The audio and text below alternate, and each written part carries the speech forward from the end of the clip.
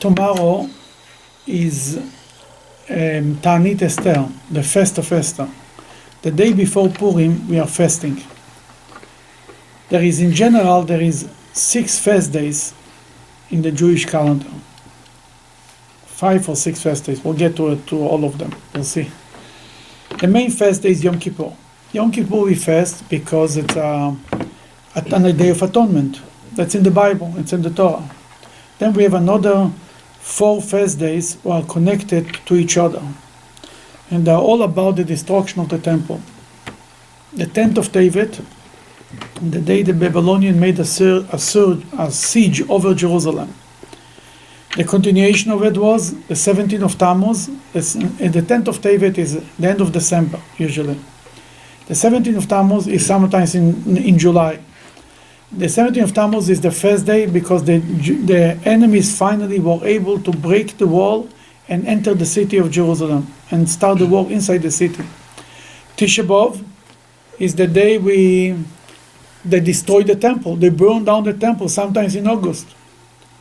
And then there is one more fast day that's connected. It's the Fest of Gedalia. It's a day after Rosh Hashanah, because after the destruction of the temple, the Babylonian king Nebuchadnezzar still left a group of Jews in Israel with a king, what was supposed to be the representative of the Babylonian king, and he was murdered the day after on Rosh Hashanah or the after Rosh Hashanah, and by then the rest of the Jews were exiled from Israel. Then all these four fast days, 10th of Tevet, 17th of Tammuz, Tisha B'Av, and Tzom Gedalia, they are all connected to one issue. We are fasting because the temple was destroyed. And the temple is not yet back, that we are still mourning for the temple, praying for God to bring us back the temple. That's 5 fast days. And then there is one more with a different category, the Fest of Esther, that we are fasting tomorrow.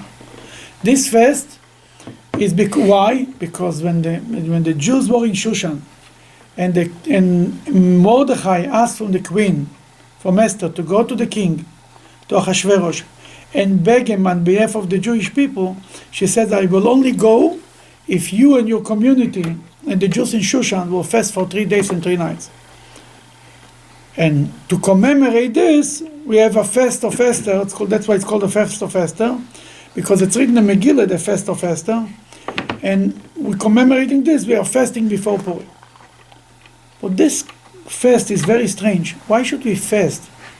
All the other fasts has a purpose. Yom Kippur is atonement. The other 4 fasts, we are still praying to God. He should rebuild the temple. He should send Moshiach, bring the temple. Fast of Esther, what do we fast just to commemorate something? Just to have a nice memory? The miracle took place, right? We were saved. Mazel tov. Let's eat Omen Tashin. Why fasting? What is this? Yes, still Just because we were once upon a time, 2,500 years ago, fasting. The answer is, it's not over. That's what the answer. The Fest of Esther, we're fasting not because it was a story for 2,500 years ago, because it's now the same problem. What means it's now the same problem? The Talmud says, Akate afte da Achashverosh anan. We are still now servant of Achashverosh. What does this mean? We are still in exile. Mm-hmm. Every day could be another Haman. It's not over. It's over. Yeah, that Haman was over. But Haman was not over. What is exile? Exile is compared to night. Redemption is compared to day, and exile is compared to night. You know, we all know the song, Bayom Mahu, Bayom. What's mean Bayom Mahu? Bayom Mahu means at that day. The day when Moshiach will come, that day. Exile is compared to Balayla Ahu. We read in the Megillah, and that night, the king couldn't sleep. That night. Exile is compared to night. There is a few more places. Why it's compared to night? What happens at night? At night it's dark. What happens when it's dark? You don't find your way. You don't know right from wrong.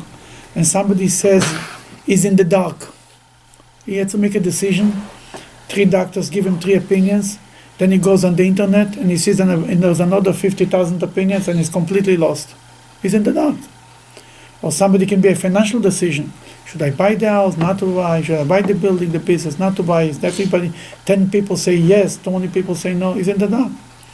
A Jew in exile is in the dark. You cannot decide right from wrong, moral from not moral. Everybody claims to speak in the name of morality. Everybody claims to speak in the name of God.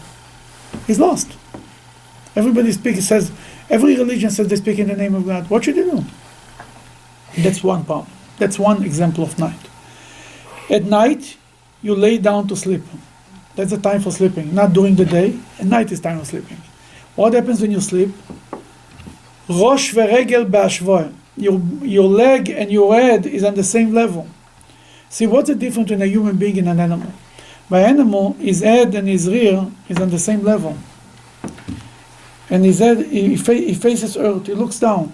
A human being can look up to heaven, to see things above his nose, something higher than that. What means what means by human being? A human being is created, the body, the head is first, then is the heart, then is the body. His head supposed to control his heart. He is in control, he is supposed to be in control over himself. We all know the word melech. Melech means king. Melech is an acronym for 3 words. Moach, lev, kaved. Moach means brains, lev means heart, kaved means liver. Liver cleans up everything. That means to say a person has to be a king. What means to be a king? To be in control over himself. Not a king over other people. A king over his own little city. Then an animal is on the same level. What means animal? People tell me, oh, my dog is so smart. Yeah. But there is still a difference, no matter how smart he is. And every day they discover that the chimpanzees are even smarter than these animals. Every day I read about this animal is so smart, almost like human beings. And pigs are very smart. The difference is an animal is using his wisdom, his intelligence, as a tool how to get his desires, his instincts. You cannot tell him, no, that's not nice. That's not moral. You don't behave like this. That's not healthy for you. Don't drink Coke. It's not good for you.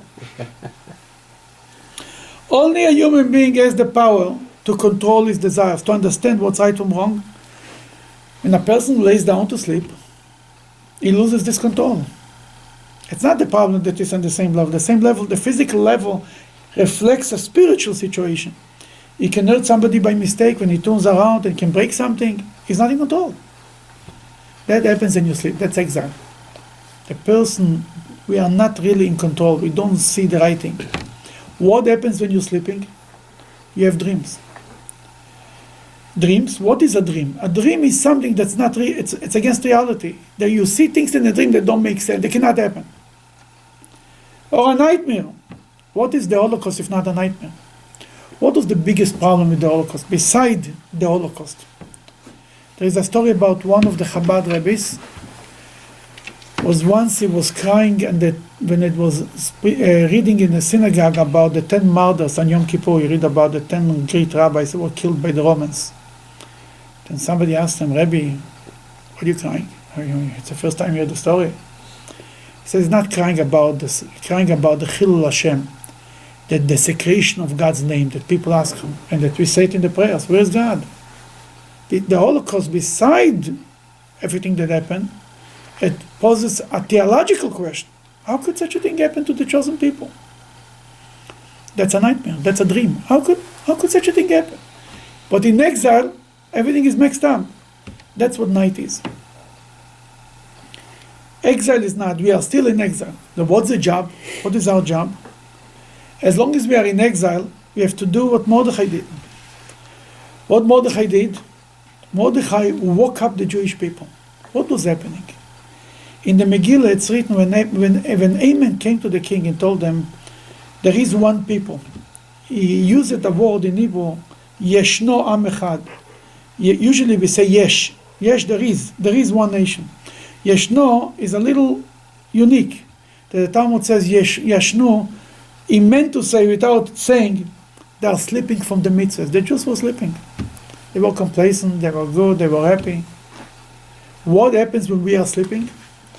God is a reflection of us. When we are sleeping, God is sleeping. We say there is a verse in the book of Psalms, Uro lo motishan Hashem. Wake up, God, why are you sleeping? Obviously, there is a concept of sleeping by God in reflection, in relation, by relating to the Jewish people. The Jewish people were sleeping, God was sleeping. That Mordechai needed to wake up God, to wake up the Jews. What he did, he gathered the thousands of Jewish children around them. They, so to speak, woke up God. When they woke up God, God woke up, and that's what it's written. At that night, the king couldn't sleep. Not just Achashverosh couldn't sleep. We all know that the Megillah does not have God's names. The God's name is not mentioned in the Megillah. Then the commentaries tell us, it's written in Chassidus, that every time it's written God, the name the king, not with a name, not the king Achashverosh, but the king, it refers to the king of all kings. Then when it's written that that night the king couldn't sleep, the commentary says the king of all kings couldn't sleep. And then he woke up the rest of the Jews. Then our job at night is to what do you do at night when it's dark? You turn on the light. You light a candle. What's the candle? Ner mitzvah. The mitzvah is called a candle. Vetorah or. The Torah is light. What happened in the story of Purim? We say the famous line, La Yehudim Aita Ora. The Jews had light. They were still in the darkness, they were still in exile, but they lighted the candles. The light of Torah gives them light, gives them direction. You're in the dark, everybody's pulling in a different direction. You don't know where is a pit and where is a door, what's right from wrong. You don't have control over yourself, you see nightmares. There is the Torah, light a candle, and then you'll be able to see, you'll be able to go. But that's what it's all about. As long as we are in exile, we are fasting, and the fast of Esther is not for 2,500 years ago. The fast of Esther is today. We are today in exile. Every day, it doesn't have to be a physical amen. It could be a spiritual amen. It could be the amen in my own heart. Amen is our descendants of Amalek. Amalek represents the coldness, the doubt that everybody has. We question himself, who says we got said so? Who says I have to do it? Then the job is to make the light of Torah will bring us light in the darkness, in the exile that we have every day of our life until Moshiach comes.